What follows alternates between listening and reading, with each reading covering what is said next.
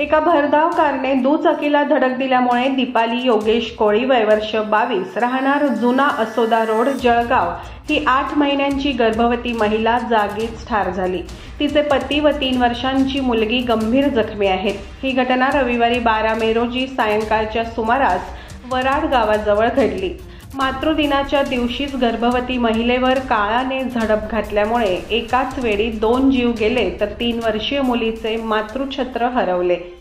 जुना असोदा रोड परिसरात योगेश गुलाब कोळी वय वर्ष 28 हे खासगी वाहनावर चालक म्हणून नोकरीस आहे।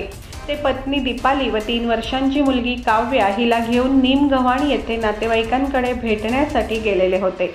तेथून घरी परतत असताना मागून येणाऱ्या भरधाव कार क्रमांक MH19CF 9797 ने वराड गावाजवळ दुचाकीस्वार दाम्पत्याला जोरदार धडक दिली।